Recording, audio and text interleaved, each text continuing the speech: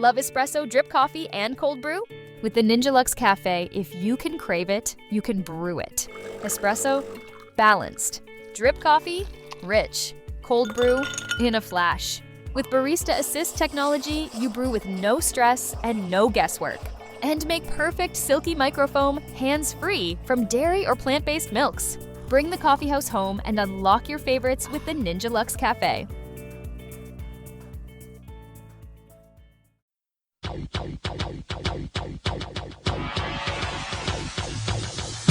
Welcome to the Odds Breakers, number one place for shared, sharp betting information.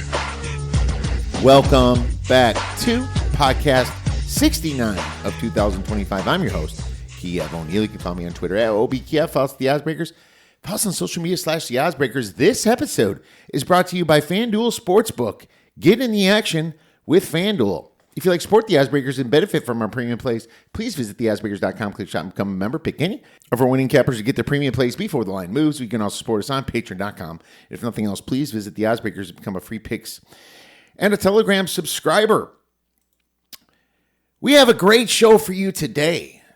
Josh Nunn is back at Step on a Duck 1 from the Action Network to break down a huge slate of games in college football. It is conference week.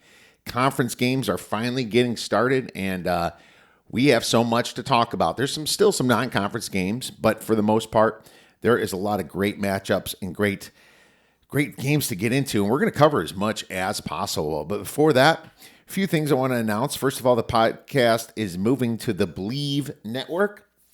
It's a little bit more of a match for us, being that they really focus on sports, and there's already a lot of great shows at the Believe Network. It really doesn't change anything for you guys, the listener, because the RSS feeds are still the same, and you're just going to get the show just like you have before in the past. And FanDuel is going to be our sponsor, and we're excited because FanDuel is in a ton of different states. So for the time being anyway, we are representing FanDuel, and we are representing Believe Network.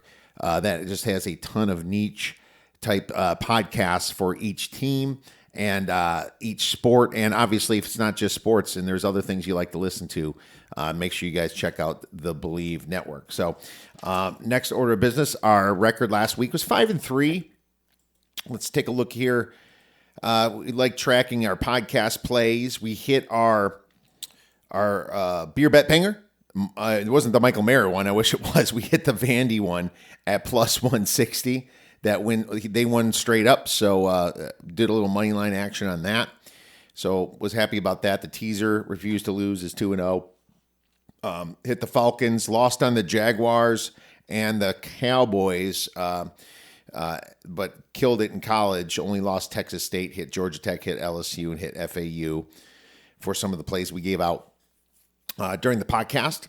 So was happy about that. We are 62, 59-1 after going 5-3. So pretty cool that we are still, I wouldn't say in the black, but we are over 50%, and hopefully we can move that into the black, being that the average juice is minus 110 when it comes to most people betting sports. I hope that actually goes away someday. I think there's a lot of different opportunities out there to remove some of that juice. But anyways, here we are.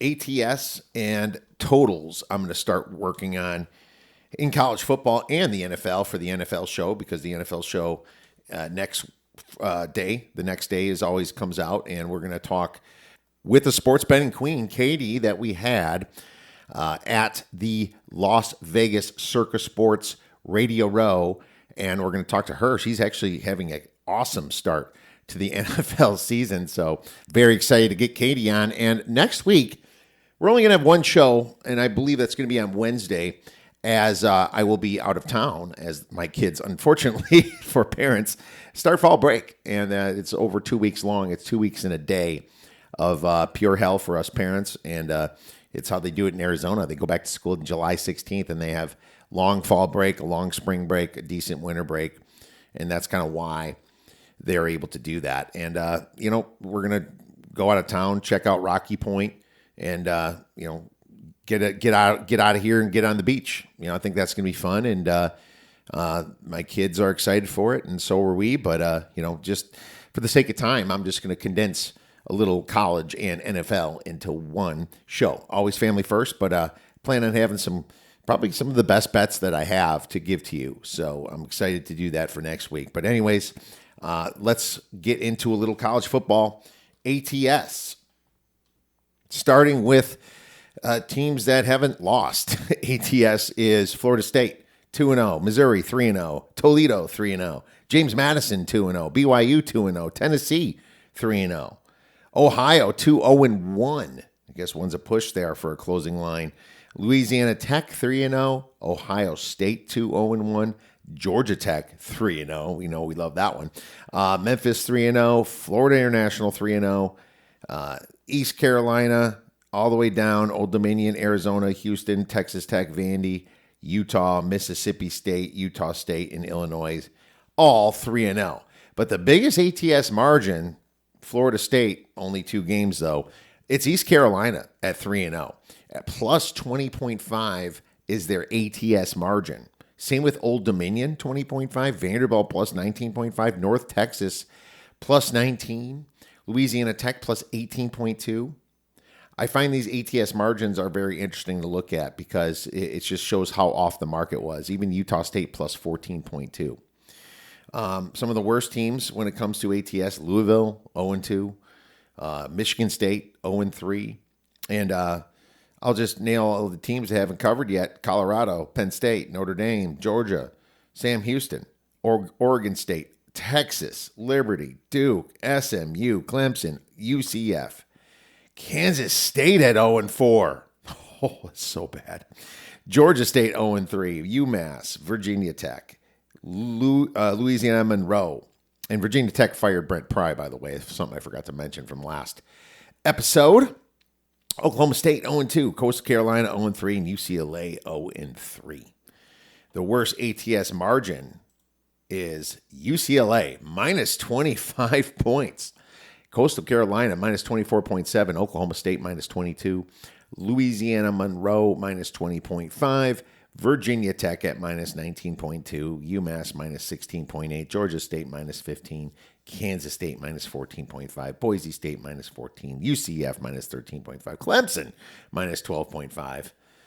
Boy, Clemson, have you fell off a cliff. Dabo should look somewhere else, in my opinion. Come to Wisconsin, buddy. You're not going to love it there, but we'll roll out the red carpet from you. Yeah, and SMU minus 12.5 too. So there you have it for ATS. Let's go to totals because we all love our totals too. They all pay the same. There's a lot of teams that went over, and Washington. And I'm just going to go with all the ones that haven't went under yet. Washington 2-0, Texas A&M 3-0, Virginia 2-0-1, Duke, Mississippi, Rutgers, Missouri, Florida State, UAB, TCU, Tennessee, Notre Dame, Georgia Southern, UMass, Boston College, Alabama, Air Force, Navy, Western Kentucky, UTSA, all have not went under. The biggest margins on those are Tennessee plus 28.2, Boston College plus 21.3, Air Force plus 17.8, Washington plus 16.8, Missouri plus 16.8, Notre Dame plus 16. That defense, wow, they fell off a cliff, huh? A&M even plus 15.8, who played Notre Dame. Rutgers plus 14.8, UAB plus 14.5, and kind of so on. The big unders teams this year, James Madison, Purdue, Arizona, South Carolina, Oklahoma, West Virginia, Northern Illinois, Florida, Clemson, San Jose State, Texas, Coastal Carolina, Wyoming, and LSU all have not hit an over. All unders for these teams. The biggest margin is really LSU, minus 21.5 points. That is a big margin. Wyoming, minus 19.2. Coastal, minus 18.5. Texas, minus 15.7. San Jose State, plus minus 14.3. Clemson, minus 14.2. Florida, minus 14. As you see, there is some pretty significant unders happening with these teams. So keep that in mind. Obviously, the books try to adjust every week, but sometimes they don't catch up right enough. Sometimes you wonder if these teams completely changed their philosophies. That's really interesting. I even think Florida Atlantic 2-1 +5.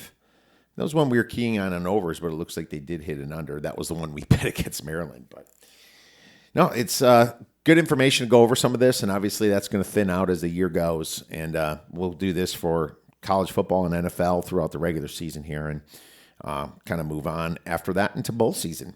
But without further ado, now let's get into some games with our good guest, Mr. Step on a Duck, Joshua Nunn. Hey, folks, big opportunity here. The Oddsbreakers has partnered with the Optimus Prime crypto options trading platform and the Apex Alliance Club. How it works is that the Apex Alliance Club runs an AI-based algorithm that guarantees the trades that they give you. And that's how you get such a big income right away. And throughout the first 2 months, you can literally double your money. The greatest thing about this opportunity is it's completely safe. They give you $1,000 just to try it out. Once you make some profit, they take it back and you decide to make your first investment. Make sure you get some info on this by emailing us at info@theoddsbreakers.com. The Apex Alliance Club and the Optimus Prime crypto trading platform is a Coinbase and a Crypto.com friendly company. Now I'm very excited to welcome back an amazing handicapper and great friend of the show in Josh Nunn from the Action Network. You can follow Josh on X at StepOnADuck1. Josh, here we are. Thanks for coming back to talk more pigskin. How's the week treating you? Really good, man. It's week 4 already. This season comes and goes and flies by quickly, and so we got to strap in for the remaining part of the schedule. But yeah, it's an interesting slate this week, and shoring up the card pretty well here on this Wednesday. How about you? I am just been studying and getting in and out of all these games, and I'm excited. You know, I love talking football, and it's a great week because it's week 4, and now I'm curious to hear from you, as well as I'm sure our listeners, what's significant about this week. Well, I mean, one of the major questions is Lenora Sellers going to play or not for South Carolina? There was reports early in the week that he was going to be out with the concussion, and now there was some ESPN reporters that had said, well, he's been practicing and he might be a go. So that'll be real interesting to see what happens there. Tons of great games and some good conference games here. Texas Tech and Utah kick things off at 10 o'clock local time there. Nebraska, Michigan will be a good game. SMU, TCU battle for the skillet. I mean, there's just so much good football here this weekend. Some big matchups. There's some huge matchups coming up, my man. And, you know, week 4 is great because mostly we're getting into conference play finally, right? It's a lot of these teams are finally digging in here, and there's some schedules that are completely out of whack. And I think you can find some advantages based upon the handicapping just what happened with these schedules. There's a lot of overreaction going on. And, you know, now your homework that you did before the season really comes into fruition because, you know, if you're playing 2 FCS teams and another tomato can, then you can be in for some serious problems coming in. And when people think you're better than you're not. So there's a lot of games like that, Josh. Yeah, I mean, just the glaring example, in my opinion, would be Texas Tech this weekend. They played Arkansas Pine Bluff and Kent State early on, and then a really down Oregon State team. Now they go on the road to Rice-Eccles, and they're going to be in for it here. So I'll be interested to see how that game plays out. I'm very interested in seeing that game, and I'm very interested in watching the line move. And that is one of the games you pick from a 6-pack perspective because we always do our 6-pack of games. But before that, let's talk a little buy low, sell high. I always like to do this, and it doesn't mean you're betting on a team. They could have a bye week. It could be something you're saving it for. But give me a little buy low or sell high on a team, and that might come across your radar. Yeah, we'll keep it to the conference futures, which are now being refreshed weekly, so you can still jump in on these to win the conference markets. I still think North Texas is undervalued. They're 9-1 to win the American. They have a rock-solid defense that's significantly improved. Really an under-the-radar schedule that's favorable for the Mean Green. And then in Conference USA, we've seen Liberty put up so many stinkers this year. They are clearly not the cream of the crop. That league is wide open. I think FIU at 10-1 can be a team that you could look at to jump in and really be a major player in that league. So those are two that I think are significantly undervalued in the conference futures market. Well, there you go. That's great. And there's conference futures markets are always there, so you can capitalize on a lot of what's going on there. I'm gonna go with a buy low on. I'm gonna go Kansas. I know they didn't look great with that Missouri mess up, but I thought they were the better team, and I just thought it was kind of some hiccups at the end that need to be cleaned up. A lot of drop passes, and I'm maybe covering this game. We'll see. Wink, wink. So I'm buying low on Kansas a little bit this week, and sell high. There's a lot of teams that are just doing great ATS, and I think that it's important to say that. Because, you want to look at what you're going through here, and you have to look at the competition they played. You kind of stole my thunder with Texas Tech because they are 3-0 against the spread, and it might be a time to start thinking the other way. But they were really loved before they even came in this season, right? And it makes me wonder if it's true, and we're going to find that out this week. Florida International is another one that's 3-0 against the spread, +7 ATS margin. And might sell a little bit high on them, and even the old Buckeyes at 2-0-1, sitting there at +7.2. I'm still not convinced that Sayan's that great yet, and I can't wait till the week after this weekend, and they're going to Washington. That's going to be a play for me, probably Massive. just a little bit of a wink, wink right there. So I'm excited for that. There's a. No, Mississippi State's getting a little bit too high, but well, that's probably enough for now. For my buy low, sell high. I think that's where I'm going. Yeah, last one for me, selling high. I could see UNLV struggling this week. Major road trip at Miami of Ohio. Miami hasn't looked overly great this season, but you got a real telling line here with UNLV 3-0. It'd be super easy for everyone to just march in line and grab them laying less than a field goal here, but that's a tough road trip going to MAC country, unfamiliar territory, and something tells me Chuck Martin draws it up here for Miami of Ohio this weekend. That's very possible. I am scared of what UNLV is going to be facing this weekend on a real, finally a real, well, somewhat of a real team that they're going to face on the road. Let's move into our 6-pack of games then, my man. And you picked this one, North Texas versus Army. Army +2.5. And total is 50.5. Interesting spot here. Last time we saw Army, yin and yang, losing to Tarleton State, and then obviously beating Kansas State outright. That doesn't age that great. What do you think about this game? Yeah, that Kansas State Army game really told me a lot more about K-State and their lack of fight, lack of killer instinct. They were up 13-0 and had a chance to shut the door on Army, just couldn't do it, and then just played so pathetically in the second half. You look at North Texas, and the improvements that have been made by Skylar Cassidy, their new defensive coordinator, have been immediate, and they've been stunning up to this point. 2.7 yards per rush surrendered on defense, 230 yards per game given up.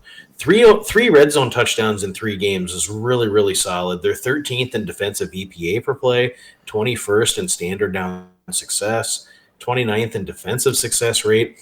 Just absolutely rock solid defensively. And they're turning you over. Already 7 turnovers forced this season. They've already seen the option last year with Army. They were the only team outside of Notre Dame in the regular season that was really able to bottle up that explosive Army rushing attack.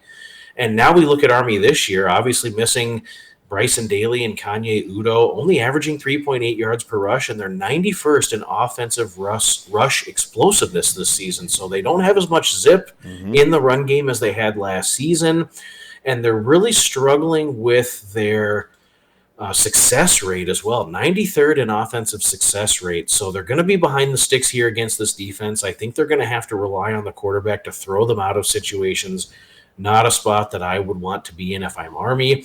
And I really like Drew Mestamaker with North Texas. 70% completions, 9 touchdowns, hasn't thrown an interception, and has just really taken good care of the football. I think North Texas throws it around on Army. I'm not buying it here with Army. I grabbed UNT +3 earlier in the week, and I'd go take a money line right now on them. They won't need any points. They're going to win this game on the field. North Texas is going to win this game on the field. That you heard it from Duck here. You know what's funny about North Texas? Well, they're on the road, but I'm not super worried about that aspect of it. My question, if I had a question for them, they had a relatively easy schedule. Let's face it, Washington State is a Group of 5 team, right? Yeah, at least maybe worse.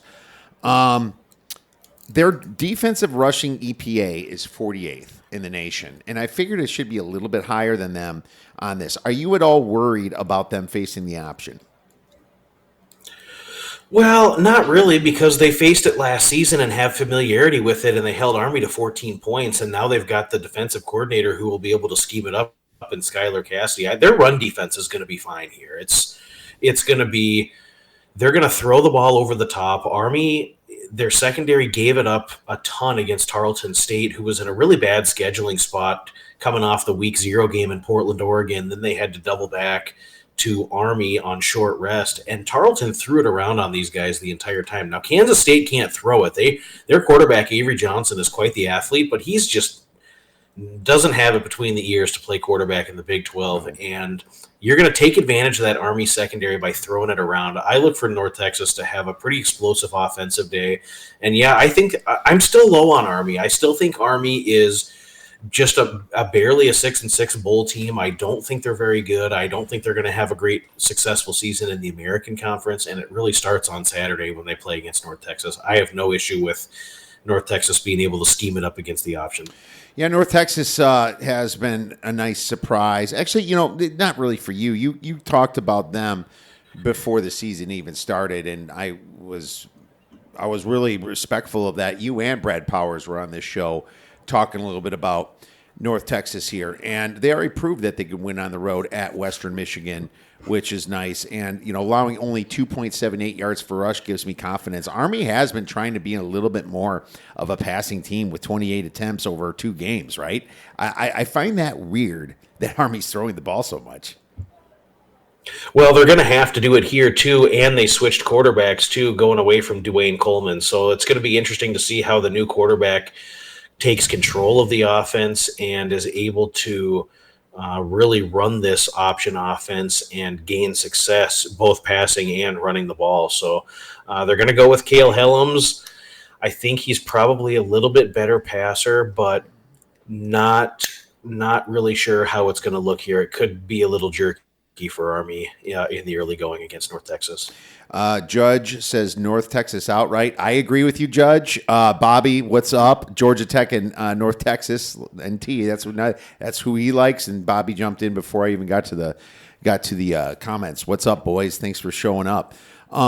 I want to say something about Bobby, because I like Bobby. Bobby's been on your program here in the comments, and there's a lot of other shows I've been on. And Bobby Newport, he is in the chat, and I love that he's tuned in. He's plugged in. He's a loyal listener. Bobby, we appreciate you. Yes, Bobby, thank you so much.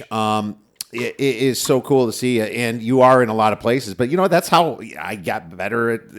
I learned the ropes is going on shows and learning and picking people's brains. And not saying Bobby needs to learn anything. He seems very sharp. So thanks for coming on and joining us, dude. Yeah. So it's so funny. I do. And Bobby mentioned neutering the playbook. The OC doesn't help there. I agree. I think this is a play on North Texas for sure. North Texas taking care of business, revenge spot from last year, losing 14-3. But when you're stopping Army to 14 points when they were that force last year, they're completely different this year.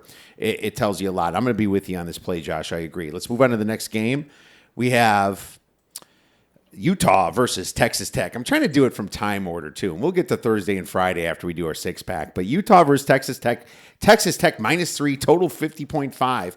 So to be honest with you, Duck, I know you picked this one, and I think that I know which way you're leaning. I wrote it wrong. It's Texas Tech versus Utah, actually, and Utah is -3, so I did write that wrong. My apologies. I fixed that now.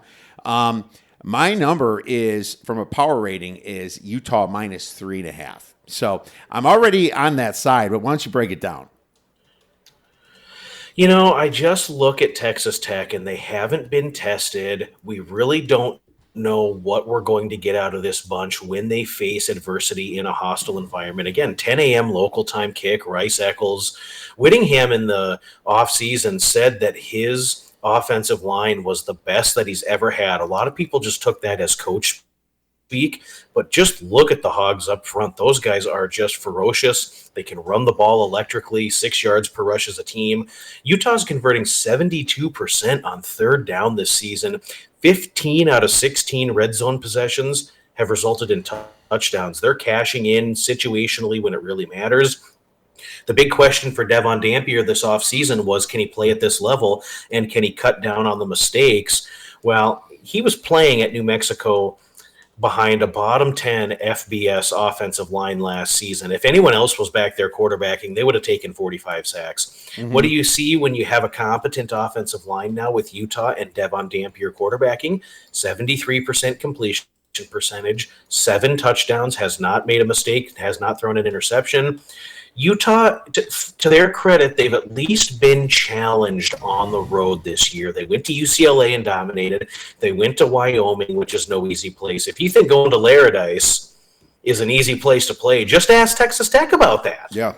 Texas Tech lost a road game at Wyoming recently. It's a tough place to go. So you look at the Texas Tech stats, they look gaudy, but they played Arkansas, Pine Bluff, Kent, and a terrible defensive Oregon State team.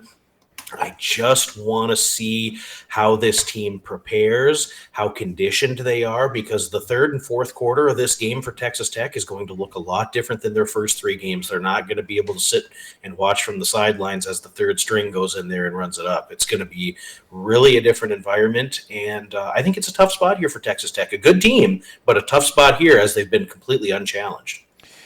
They have been completely unchallenged. This is a laughable schedule that they have had.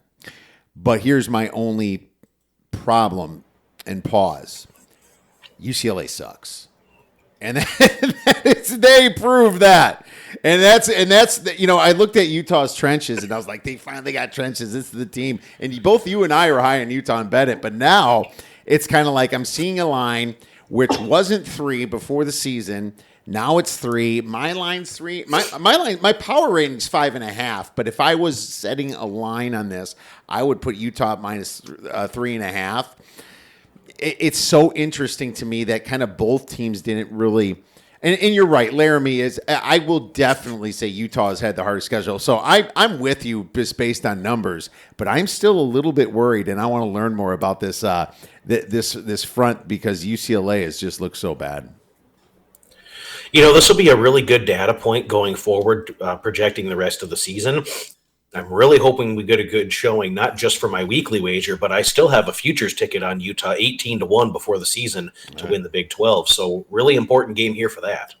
Super important game for that. And, a lot of people, like we said, were high on Texas Tech. Utah number 1 in offensive line yards. They really pushed it around so far.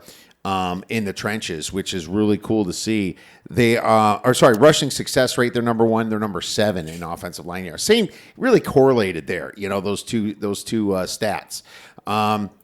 Offensive rushing PPA, 7th. They're running the ball really well. They're playing Whittingham-type football finally again, right? So that's what makes me love about them. And that's what makes me really excited about them. I am just wondering... I'm just thinking that is Texas Tech going to show their true colors? I don't know. Utah is a tough place to play. I wish this was a night game, right? I wish this was a night game, but still should be good enough to do during the day. I'm with you on this one. I agree with the -3, and that thing's moving. So be careful with that. Let's pick another game. SMU versus TCU. I wrote -6. Is this already... There's a few -6. I wrote 6.5. Sorry, that's what I'm calling it. And if you can't get a 6.5, then I don't like it as much. I just want to say that right away. And I would wait it out because there's going to be money coming in on SMU. I just know it because of the rivalry. But I took 5.5 with TCU on Sunday, and I like it up to 7. This is going to be like an old rivalry coming back, right? I love this rivalry. Back in the old, I believe it was the American days. And the Mustangs have not looked good. They replaced some serious positions. Running back, all 3 wide receivers, their whole defense minus a player or two, Josh, this SMU team is looking bad for a reason. It's because they are not returning the guys that were so high and so good last year. The only guy you can kind of trust is Kevin Jennings, but I think it's Kevin Jennings versus the whole TCU team who's coming off of a nice bye, right? And look, I saw that a bit of that Baylor game. Baylor outgained them by 150 yards. This should have been a much bigger loss for SMU. The other two data points for SMU was against Tomato Cans Missouri State, who's a little better than people thought, and an FCS opponent, really less than impressive. Your net yards per play is only 1.16 after having those to boost your stats. That's pretty bad. TCU went to North Carolina not scared, put it on them. Right away, go down 7-0. Boom, put it on them, And then they put it on the next team, have the bye. 2.37 net yards per play. They ranked 7th in offensive success rate. This total makes me say I can lay points. When you see a total this high, there can be margin done. I laid this 5.5. I like it at 6.5. I say find it at 6.5 and jump aboard. Yeah, and I will say, too, to all the listeners, we don't compare notes before the show. We're not just trying to get some groupthink where we agree on everything. This is absolutely a TCU play here for several reasons. I already have this play in pocket. We are forgetting the embarrassment that SMU put on this team last year, 66-42. But you know who hasn't forgotten about that was TCU, and they're out to exact revenge here. Right. We're not hearing a lot out of SMU camp on Kevin Jennings, but he got hurt in the Baylor game. And then if people didn't watch the entirety of the Missouri State game, that they ran a bootleg for him with about a minute and a half left in that game, and he got hurt and had to be carried off the field.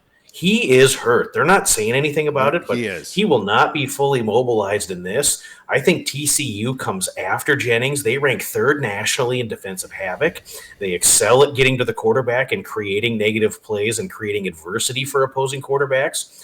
He's not going to be able to get out of trouble here. You look at TCU. Hoover has been incredible at quarterback for TCU. And the guy to watch, they have a major, major dude receiver in Jordan Dwyer, who came in from Idaho. I would anticipate a ton of success for TCU throwing the ball. TCU has been excellent defensively in early downs, and the Horned Frogs are just allowing 3 yards per rush along with a long all season of 17. So you're not going to see Jennings run the ball. He didn't do it against Missouri State. He's not going to do it here.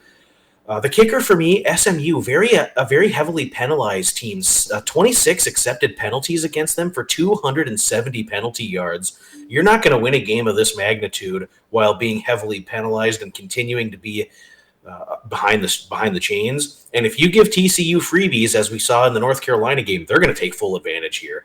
TCU's a better football team. They're stronger. They're going to remember the embarrassment of last year. This is absolutely a play on the Frogs here at home. 100%, man. Glad you're with me. And no, we do not compare notes. And we happen to pick the same game. So, and so I added another one to keep it the 6-pack. But this is probably the Big Ten game. Well, actually, there's 2 Big Ten games, right? It's Illinois at Indiana. Maybe we'll touch on that later. But Michigan versus Nebraska.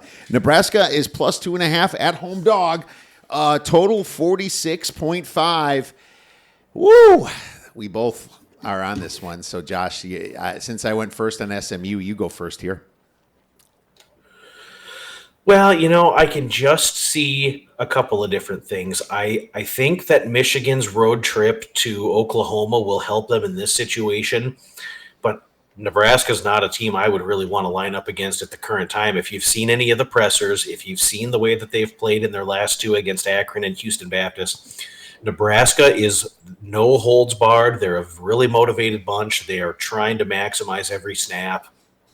And it's a real good barometer for both teams. I think that with Nebraska over the last 10 seasons, we have seen so many times inept play in the red zone and careless turnovers have handcuffed this team for years. And it appears that Matt Rule finally has those things figured out. They're not turning the ball over. They're executing in the red zone. And a couple things. I don't think we're going to see a lot of pace in this game. I think both teams are going to really be methodical offensively. I like Underwood, and I think that he'll improve as the season goes along, but I still don't know yet that he's had enough time in the seat to really play that much better than he did against Oklahoma. He was just 9 of 24, 142 yards, didn't throw a touchdown, and no team has thrown for more than 70 yards in a game all season against Nebraska. Nebraska's allowing just 8 of 38 on third down, and I just can kind of see Nebraska locking in defensively here and playing the field position game. Might be a little of that eastern Nebraska wind that kicks through at game time, which could help. But my official play on this game, which I actually have made, is I took Michigan's team total under 24.5. I think we see a low-scoring bout. Michigan may win, Nebraska may win, but 24.5, I do not believe that they will exceed that. I've got this as like a 21-17 type game. All right. Well, there you go. Like a low-scoring game, and that's very possible with these defenses looking so good so far. But it's not just the defenses. I think that Nebraska's offense is finally kind of come around. And to be honest with you, I am taking the 2.5 with Nebraska, my friend. And I know Bobby was on Michigan, but he also might do a little Nebraska money line correlated parlays, or not correlated parlays, but round robin. He put RR there, round robin. All right, so he might do some round, and I get that. Here's the thing: Michigan had a great opportunity to make some noise in Oklahoma, but what I saw was Bryce Underwood being Bryce Underwood, a freshman, right? And it was a loud SEC environment, loud crowd. But what the heck do you think Nebraska is? That is going to be a very loud environment. And I believe it's a late afternoon game, which means it's going to get dark towards the end, especially in the second half. And those Huskers, they know how to drink their beer, and they're going to be very loud. And it's going to be just a very turbulent environment for the young freshmen there. Dylan Raiola is grown up, in my opinion. He's played very well so far. He's not putting the team in bad positions. He was tested some against Cincinnati. Cincinnati was able to backdoor that cover, but if you watch that game, there is no doubt that Nebraska was not in control the whole time. And Cincinnati's turned out to be a decent team anyway, so far. It's hard to compare stats because Michigan has had harder opponents with New Mexico and Oklahoma, but I will say that my power ratings are just too close on these teams. I have them very close. I have them... if you even want to throw in Illinois and Indiana, I have them all pretty much bunched up. I'm taking the points here, and I took 4.5, I took 2.5, and I'm waiting to see if this coach here in Sherrone Moore is going to keep his job, because I believe he's a lame duck coach that was replacing Jim Harbaugh. That's almost impossible to replace. And until Bryce Underwood can prove to me that he can win on the road in a tougher environment, I will be fading this team. I'm taking Nebraska plus 2.5, so... That's what we're doing. Yeah, and the other interesting element, too, is Sherrone Moore is not with the team. Biff Poggi is coaching the team, and Sherrone was not able to participate this week in practice. So there are some things going on with Michigan that are just going to make it a little bit of a jerky operation for your weekly preparation. So they're just going to have to operate a little bit differently. But the other bottom line is you're going on the road in conference for the first time, and you have a true freshman quarterback who just hasn't had enough time in the seat. Absolutely. And you like the first half under 24.5, you said? No, Michigan's team total under. Michigan's team total. Okay, I want to write that down. TT under. Okay, next, we are moving on to West Virginia versus Kansas. Kansas now 13.5, so I had to write it down at 13.5. I might have a little bit better than that. Total 54.5. I mean, here's the thing. They blew the game. Right? They blew the game against Missouri. Kansas did, as we all saw. And I was on Kansas. I had a great money. I had a great number. But this is a few weeks back. These kids have had 2 weeks now to think about this. 2 weeks bugging them. There's some drop passes by the receivers, misleading final score, stupid play at the end where, running out the clock, they let the guy get through, and that happens. You're running the clock out, the guy busts through, and he gets a touchdown. That happens more often than people think. The Mountaineers, real strong at, or their only strength, not real strong, their only strength, and it's kind of a strength, is rushing the football. But, dude, why would you only have 4.6 yards per rush when they haven't even played a tough schedule, man? I mean, Pittsburgh, sure. That was, and if you watch that game, Pittsburgh gave that game away. Kansas, they've proven to me that they can put up points, and this is a big spread for a reason. When you saw West Virginia beat Pittsburgh last week, they rushed the field like they won the freaking championship. They just got into the college football playoffs, man. A little early for that against Pitt. Come on, guys. Little early for that. This whole rush the field thing is getting a little obnoxious, Josh. Seriously, it's like Rutgers beats Maryland. Should they rush the freaking field, dude? Seriously, that's kind of how I feel about these teams. But Kansas ranks 19th in offensive success rate. West Virginia ranks 77th. The Jayhawks rank 13th in defensive rushing EPA. Defensive rushing EPA, 13th. That's why West Virginia is not moving the ball. They're going to throw some picks.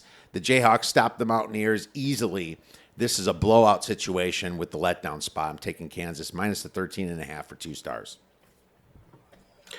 Well, it's a complete letdown spot, and just situational capping will call for West Virginia coming off of a home victory in a big rivalry game in the backyard brawl, a game that they had really very fortunate to have won. Pittsburgh gave that game away. They were up by 10 points with 4 minutes to go, couldn't close it out, and couldn't score in overtime, and so that's just the way that one went. Kansas is off the bye. Now West Virginia comes in. Looks like a real downer spot for West Virginia, and I think we'll see this Kansas offense humming. I think we'll see Jaden Daniels get back to what he wants to be on offense. They were kind of limited a little bit at times against Missouri. Missouri did a good job bottling him up in the second half, but this West Virginia defense, I think, stinks. Your best receiver for West Virginia is out. Your best running back, Jaheim White, is out for the season. Just kind of running with no bullets in the chamber if you're the Mountaineers through the kitchen sink at Pittsburgh. I don't see him having a lot left in the tank this week. Kind of a spot to maybe exhale and party a little too hard there in Morgantown and go out to Lawrence and get your ass kicked. They're still partying. You know, the other thing too is you're going to get some rip-roaring Lawrence wind. And if West Virginia is not going to be able to run the football, as you just alluded to with the prowess of Kansas's defense stopping the run, you're not throwing the ball in that 25, 27-mile-an-hour wind if you're West Virginia. They won't be able to move the ball at all here in this situation. I might have to take a harder look at a West Virginia team total under because I don't see how they move it here. Not just that. Jalen Daniels can run the football, as we've seen a million times, and that's going to be, he does not throw the ball, and he runs the ball. That's going to get them plenty of yards in that situation. Yeah, could be windy out there in Lawrence, so definitely keep your radar on that game. Keep checking the weather. Some of the best angles is when the weather changes and people don't know it's coming right on Friday night, Saturday morning. Get in early and always check the weather first. Let's move on to the final play of the 6-pack, and kind of a sad one for me, Josh. A little bit sad. Wisconsin versus Maryland. It's really Maryland versus Wisconsin. minus 10. Wisconsin's a home favorite of minus 10. The total's 44.5. Wow. That's a big line move going up to Wisconsin. I was trying to find out what the hell happened here, and I think it's all about this Billy Edwards revenge spot. He transfers from Maryland to Wisconsin, and you're like, why is it moving this much on a – and first of all, what has Maryland done so wrong to Billy Edwards? It's like the whole team was kind of in shambles last year, but that's not Maryland's fault. That's not the I think that this number went – way out of whack, and that's why I had to grab it. There is no revenge here. There's nothing that he did wrong, and there's nothing that Maryland did wrong. The data on these teams is very skewed because Wisconsin played a very good Alabama team, but other two teams they played were Miami, Ohio, and Middle Tennessee State. Might as well be FCS teams. Dude, why are they only 0.08 yards per play, this Badgers team? It's like, yeah, you played Alabama, but the other two outliers, you're sitting there at almost dead even yards per play, and looking at the advanced metrics, it's pretty bad too. Maryland played 3 cupcakes, but at least they're over a yard, 1.28 yards per play.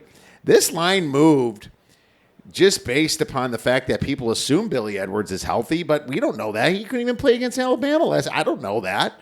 And if it's O'Brien in there again, oh my God, that guy he can't play quarterback. There is just enough data points for me from last year, when they lost 5 games in a row at the end, to right now, to know this Badgers team should not be laying 10 points against Maryland. This should be a 6-point game tops, just because of the hope that the Badgers can run the football.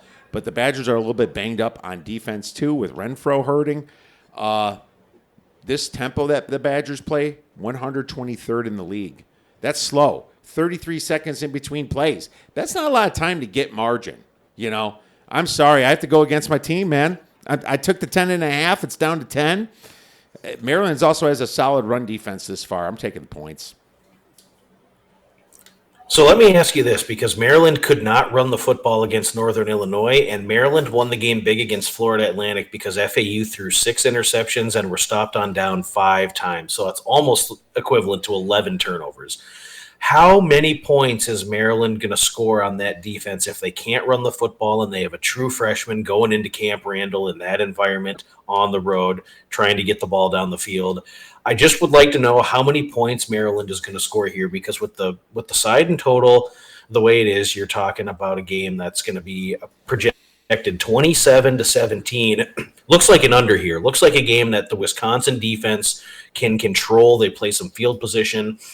I gun to my head right now, I honestly, if I knew for a fact that Edwards was going to play, Danny O'Neal I want no part of, but Billy Edwards, I would lay it. Now, I just want to know how many points Maryland is going to score, because I fear that they won't be able to run the football, and now you're putting a lot on the shoulders of a true freshman quarterback. Well, that true freshman looks decent so far. And yeah, the Northern Illinois game was a little bit weird. I will say that, they did outgain them. Northern Illinois looked bad against Holy Cross, but I kind of feel like they're just kind of saving it for this game. Because if you remember that Northern Illinois last year went to Notre Dame at this time and beat them. So that's what that was on their mind the first game. I don't know how good Northern Illinois is, because there's not enough data points, and I feel like they saved it for Maryland and still lost by double digits, 11 points. I'm more worried about Wisconsin scoring against Maryland, to be honest with you, because Maryland right now, not allowing many points to anybody. Third string was in when Towson scored. This is a dead under probably. I think you're right. This is a dead under game. And right now, if you're still seeing it at 44.5, it's probably a good call too. So when I like the under, when I like the dog, it usually means I like the under anyway. So it's starting to get juicy. Minus 118 under 44.5 on DraftKings. But great point on that. And yeah, I think that there's a good chance that this goes way under. Bobby coached was a football in Western Kansas. When he first moved out there, the AD said, "Yeah, we run the wing tee, and we always will." I asked why, and he said, "Wind." So there you go. That's why.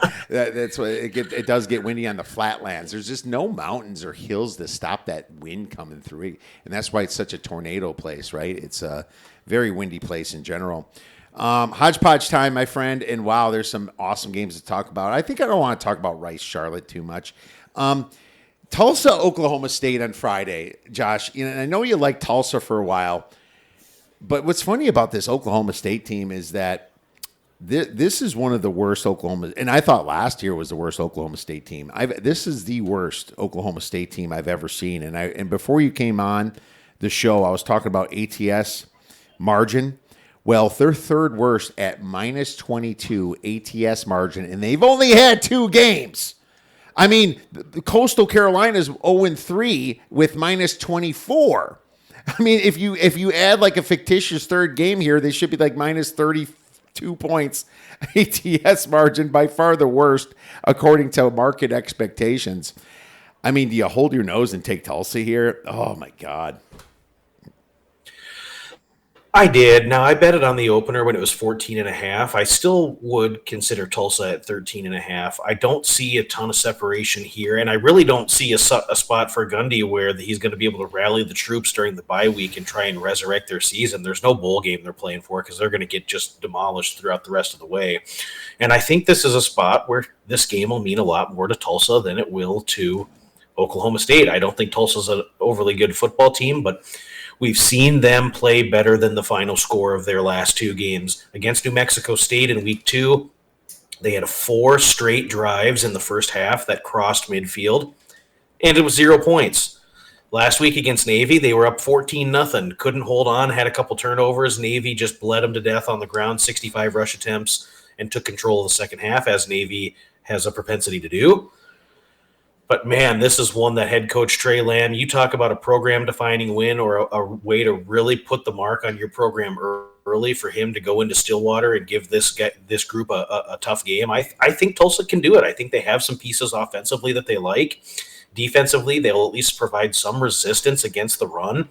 Oklahoma State's quarterback dude that they like, Haas Hejny, is out, and so now you're rolling out a backup quarterback who I think was projected to be the third stringer at the start of the season. So I don't know that Oklahoma State's going to have a lot of punch here, and it's going to be hard for this group to win this game by a margin. So Friday night, nothing else to do. I would absolutely lock in here and take Tulsa. Unfortunately, it's moving down, and here's the thing. My numbers don't say it, and I probably didn't adjust it enough. I had a big adjustment at Oklahoma State, but I mean, after Tulsa played New Mexico State, I lost a lot of faith, so I had to adjust them down a little bit, dude. But if I had to play this game, it'd be Tulsa and maybe even Tulsa money line in this situation. I could see a lot of things. Let me ask you this, because you can still get the Power 4 teams in the regular season win market.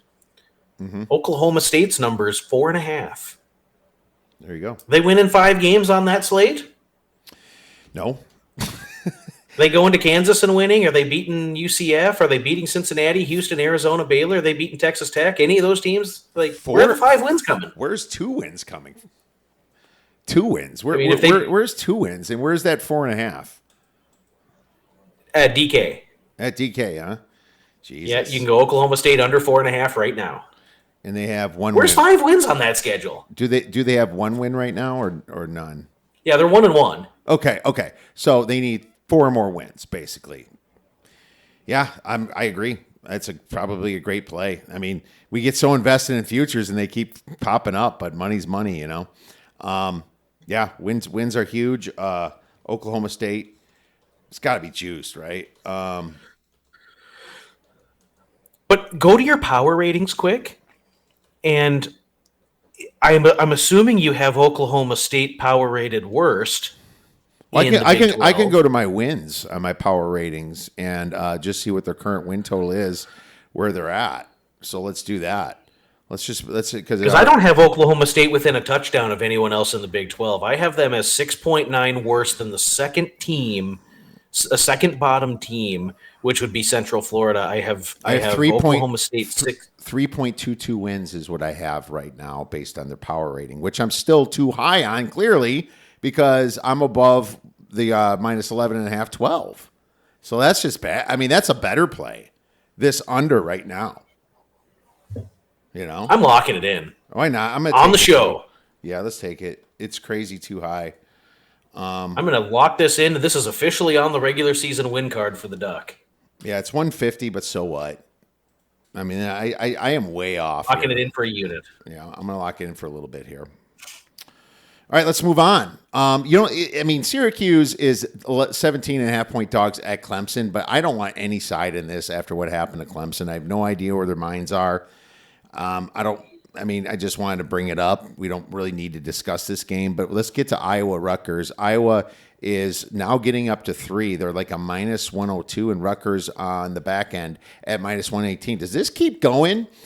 I mean, I kind of like Rutgers here. I don't think Iowa can move the ball that well, and it's not like Rutgers hasn't let us down this year some, but this is Iowa, man. It just takes one turnover for them to lose a game, right? There's so margin of error is so small in this Iowa team that they could lose. And Rutgers, not a great team, but hey, after that ugly, what did we find out about Ohio? They're better than people thought, right? I mean, they beat West Virginia outright, as we called it, and so that's not the worst 3-point win. I kind of like Rutgers. So my concern would be this spot now becomes exceedingly critical for Iowa, because if you look at what they have coming down the pipe, this is a game they have to win just to try to get to a bowl game. You look at still having Penn State, Oregon, USC, Nebraska, Indiana on the schedule. They win in any of those games, I don't think so. And so this one, if you want to go to a bowl game, you have to go to Piscataway and beat this team. My concern for Rutgers is they can't stop the run. They don't get pressure on the quarterback. This is such an atypical Greg Schiano coach defense that has been shredded. Well, they were shredded by Ohio, and then Miami of Ohio moved the ball on them. And so I'm concerned here about if Iowa can run the football and lean on their defense. I don't think Rutgers can run the football here. So now you're going to have to put a lot on the shoulders of Callie McManus to throw the ball and throw themselves out of tough situations. They do have two good receivers on the outside, DT Sheffield, and then I think it's Kerr is the other guy's name. And so they do have, KJ Duff and DT Sheffield. Those are the two guys. So there is a chance that they can, but I fear in the late stages they're going to be putting a lot on Callie McManus' shoulders because they will not be able to run the football on Iowa. I think Iowa can run it on Rutgers. So interesting game, interesting data point. I think Iowa is a really desperate team right now. So if you're into that sort of thing, like a team that's backs against the wall has to have it, because if they want to go bowling, this is one they have to notch. Yeah, they sure do. But that doesn't mean I've made a play on it. It doesn't mean I love Iowa. I'm not giving this out as the blue horseshoe play or any of that stuff. This is just kind of I think there's a chance Iowa could have some success. There's a chance, but this offense is just so bad. Like I said, the margin of error is bad, and they're on the road here. And Rutgers, they're better than people think with Schiano there. Believe it or not, they were really high in returning production. And you're right. You know, which quarterback, according to Bobby, do you trust more? Neither. But if I did trust more, it'd be the guy that's playing in the Division I FBS, Clay Manis. You know, that's the one I would trust more. So, yeah, it's a great question. You know, but here's the thing. I'm gonna let this marinate. I don't need to rush into this. I'll wait all the way till the freaking game time. You know, I have no reason. If it goes back 2.5, whatever. I don't need to play it. We got enough plays. You know, you don't have to play everything. These are just leans and just discussion points. Arkansas, Memphis. If this were to blow through 3 and go to 3.5 or 4, would it concern you that maybe Rutgers may not have it, or would you jump in at 3.5? If it went to 3.5, I would just think it's still a paranoid market move. I trust what I've seen in the Big Ten. I trust myself more than anything, you know. And so, but here's the thing: if this was like Marshall against Charlotte. I'm not quite as bought into those teams because I focus so much on the Big Ten and the MAC and teams that I've been close to, and obviously down here a little bit in the Mountain West more than before now that I've been in Arizona in the last 10, 12 years. But when I know something, I don't care what the market did. I'll take the numbers that they gave me, and that's why I took Georgia Tech at 7.5. I thought it was a freaking birthday gift last week. I was like, you seriously? And and I was right. It ended up being that way. And some people say, "Oh, the market's moved too much. That means fade." Well, how'd that turn out for Tennessee or Georgia? You know, it didn't turn out well. You know, and so we can't always go by the market. We got to go by what we did a lot too. Trust yourself if you put the work in. Yeah, you know, I think that's an important point. You know, and it doesn't mean you're going to win, but we've lost good bets plenty, and we just know that it should have won. Now let's move to Auburn, Oklahoma, who, wow. I mean, this is another revenge. Jackson Arnold going to, back to Oklahoma. I mean, what are you going to revenge? The fact that 4 wide receivers got hurt last year? Maybe your coach was kind of a spaz. You can make all these storylines for Oklahoma in this, but the truth is that he's just going back to his old school that probably paid him some money. Maybe they should get revenge from him. It's like these angles and these media things can become a little bit out of hand. What I do know is that I do have this as a closer game. I don't have it 6.5. I have it 4.5, if that. I really think that these are pretty equal teams. But Oklahoma, their home field advantage here, especially on a late afternoon game, could be pretty steep. But I'm waiting on this again. Why would I grab a 6.5 when I can grab a 7 later, right? Yeah, if you want to get the best of the number, that would be the thing to do. I think this is going to be an interesting test for Auburn, really their first real test. Oklahoma defensively has really turned the corner, 3.5 yards per play and just 171 yards given up per game.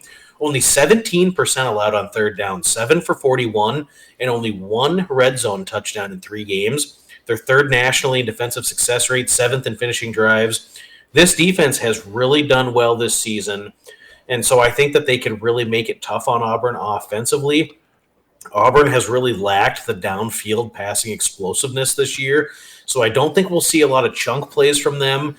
I think their chances, if they can have Jackson Arnold scramble around, break down the defense, and pick up first downs with his legs, because just to line up and run the football, I don't think they'll be able to do here. So kind of think this is a tougher matchup. I think in a couple of weeks we'll look back.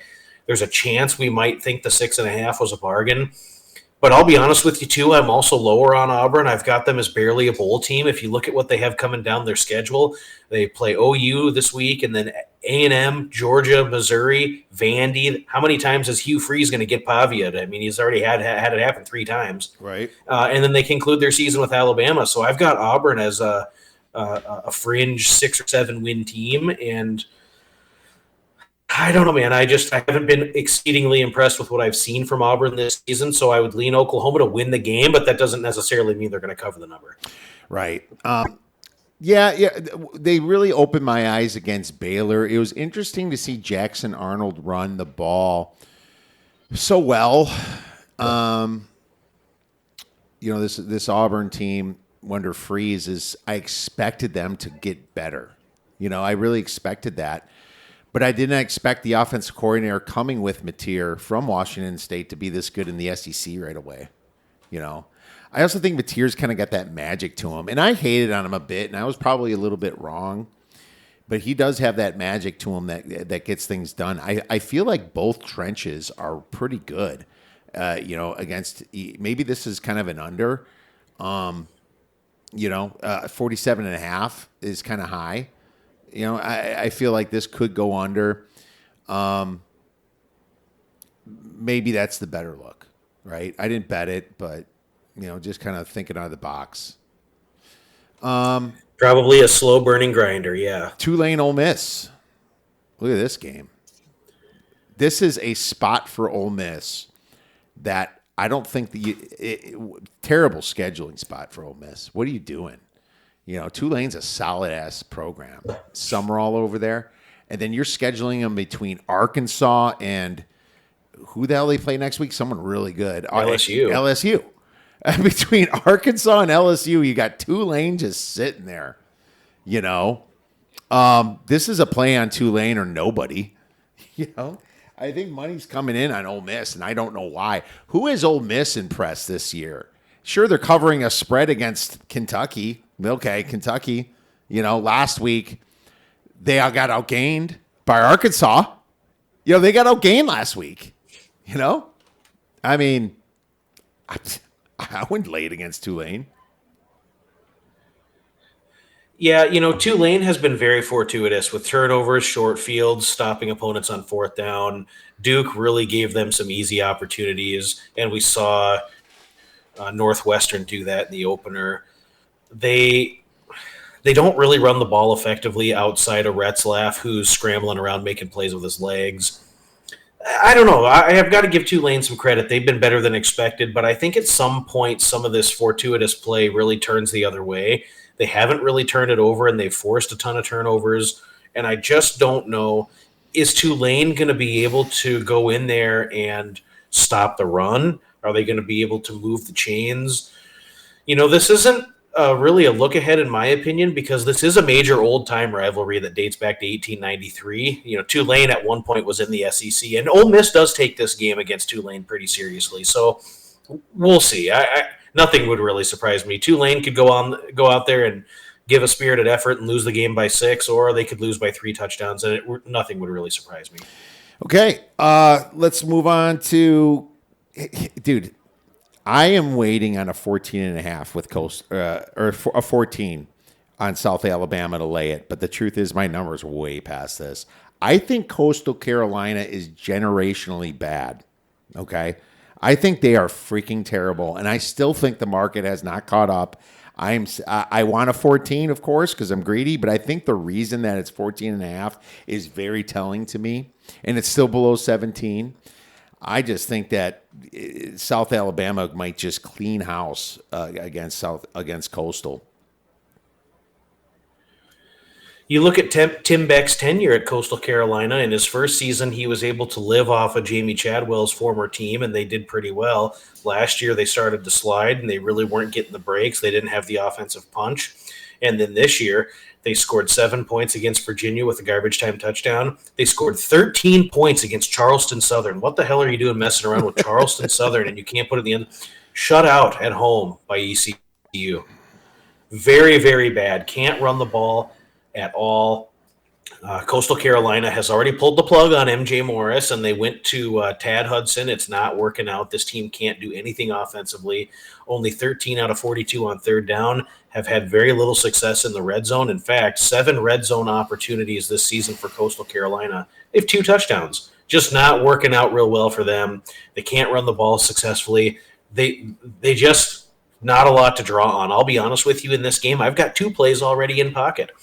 First thing I did was I bet the under at 52.5, and I bet Coastal Carolina's team total under 17.5. I don't think Coastal Carolina scores. I don't think they can accumulate 10 or 12 first downs. I don't think they can throw the ball. And South Alabama is going to hammer this team. You're absolutely 1,000% right. In my opinion, this is a play. The line is telling at 14.5. It's begging for Coastal Carolina money, and it's not going to come in. It's not going to get it. It's not going to get it. I think this is a contest play for me, just to let you know. I haven't bet it yet, but this will be a contest play for me, laying it with South Alabama here. Next. Okay, so let's do this. I want to cover more games. Could be a margin call play. Could be one of those where you take South Alabama alt lines minus.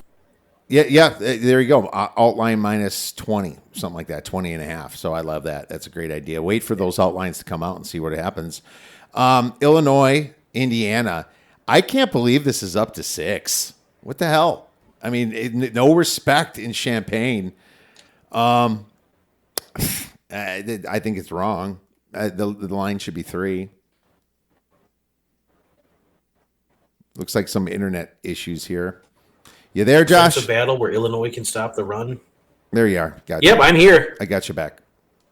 Just seems like one of those lower scoring field goal games. It feels like a field position game where Illinois can go in there and stop the run. And Illinois' defense only giving up 2.6 yards per carry and 74 yards per game on the ground.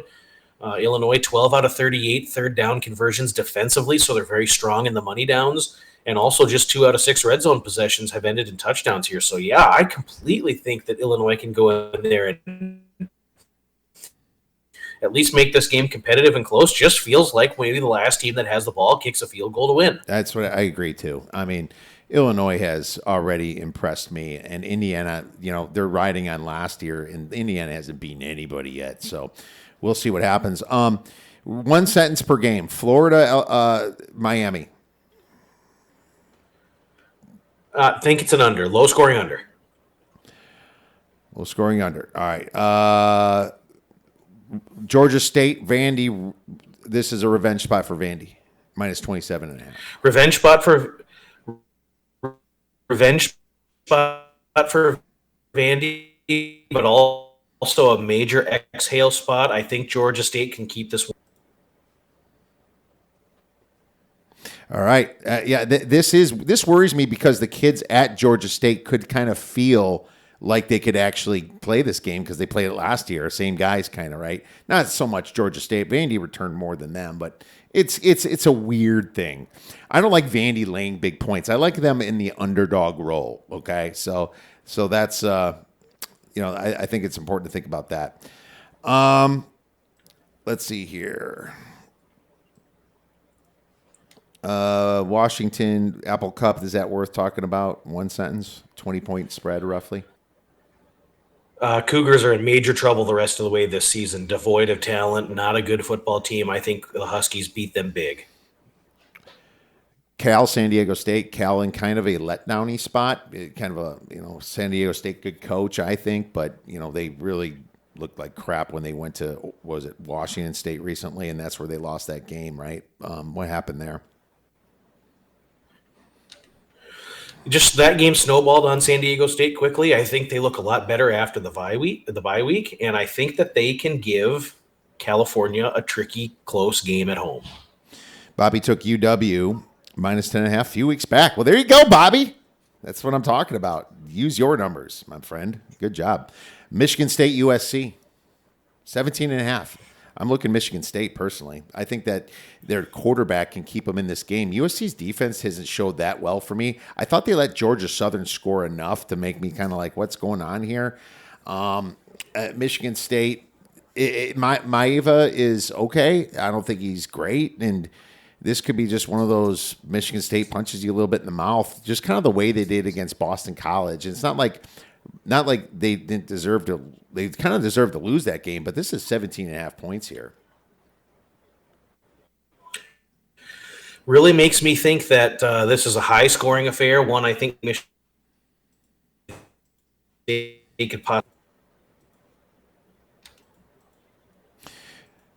All right, Josh, and Hawaii plus 2.5 against Fresno. No, I'm fading Hawaii the rest of the way out. I think Alajado's going to play, but I don't think he's fully recovered from the high ankle sprain. Hawaii's offense is so jerky. They're not efficient passing the football. They can't run the football. Their defense is very good, so I think it'll be lower scoring, but I think Fresno goes out there and wins. All right, fair enough. Let's move on to our beer bet banger for the week. And I'm going to give you one that is kind of stuck out a little bit to me. It's Florida State to make the playoffs at plus 270. I mean, I look back at my Georgia Tech bets. I actually bet them to win the ACC at 14-1, which is fine. And maybe they're playing Florida State because they're going to play Florida State or Miami. Georgia Tech avoids Florida State, Miami, and SMU. But now I guess Cal might have got a little trickier. We'll see. But Florida State to make the playoffs at plus 270, and they host Miami. They're the ones that host Miami, So I think that gives them a little bit of up. And sure, if they can they might go lose to Clemson. But Florida State, pretend it's between Bama and Florida State. Pretend they have both 3 losses. You can't, in good conscience, take Bama over Florida State when they lost to Florida State. That would be absolutely ridiculous. Armageddon would go through. They would have to just find a way to get Florida State in and sacrifice somebody else. They would maybe massacre I don't know. Is Group of 5 have to get a team in? What if they all suck? I don't know the rule on that, Josh, but I just feel like somebody's getting sacrificed and Florida State's going to make it.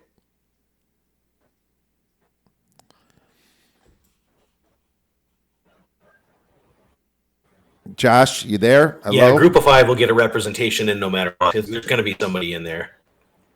Okay, yeah, I thought so too. I mean, but I still think plus 270 with Florida State's my beer bet banger. I think that's going to roll in. Either my internet or your internet's going bad. So I'm going to do a quick test here while you give us one.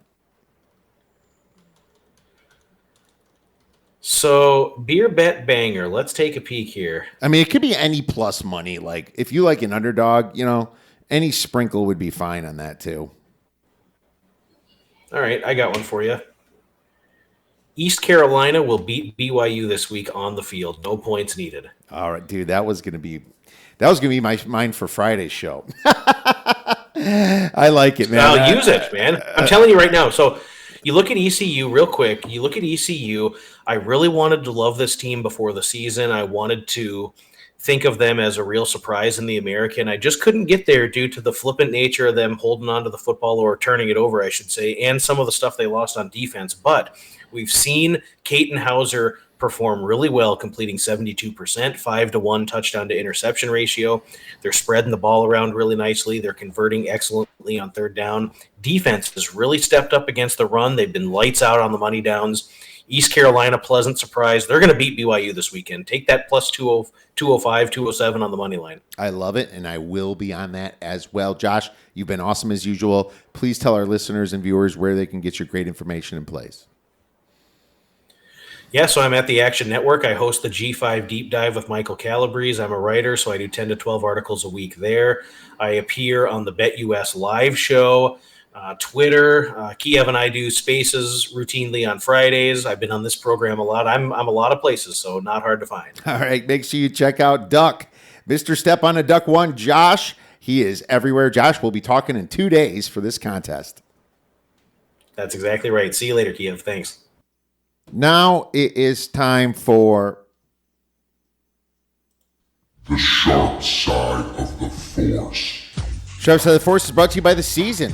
For the biggest sports contest in all the land, please visit www.theszn.com/OB for a 20% discount. Terms, conditions, location apply. All right, my friends, Sharp College Football. As of Wednesday, 9/17, the top 5 most prominent sides and totals moves. Charmaine, North Texas, +3. All the way to -2.5 at Army, 57% of the tickets, 86% of the money. TCU, -5.5 to -7, hosting SMU, 95% of the tickets and 95% of the money. Oklahoma, -4 to -6.5, hosting Auburn, 96% of the tickets and 99% of the money. At Kansas, -10 to -13.5, hosting West Virginia, 99% of the tickets and 99% of the money. And Baylor, Pick'em to -2, hosting ASU, 92% of the tickets and 93% of the money. Sharp totals. Arkansas versus Memphis, over 58.5 to 62.5, 37% of the tickets and 71% of the money. Tulane versus Ole Miss, over 54.5 to 61, 23% of the tickets and 41% of the money. Purdue versus Notre Dame, over 48.5 to 54.5, 39% of the tickets and 67% of the money. Temple versus Georgia Tech, over 49.5 to 51.5, 41% of the tickets and 57% of the money. And Washington versus Washington State, over 49.5 to 52.5, 38% of the tickets and 77% of the money. To recap, I'm going with Nebraska +2.5, Kansas -13.5, and Maryland +10. Duck likes Maryland's team total under. The Michigan team total under 24.5. He likes Utah -3. He loves North Texas. so there you have it. And there was one more that he liked. I believe I mentioned Utah, but he also liked Tulsa. He got it at a better number, 14.5. I think he still likes it at 11.5. My friends, thank you so much for listening to this podcast. We'll be back tomorrow for some NFL with a guest and some great information and plays. Hope you win all your bets this week. Enjoy the rest of the week and go get some winners.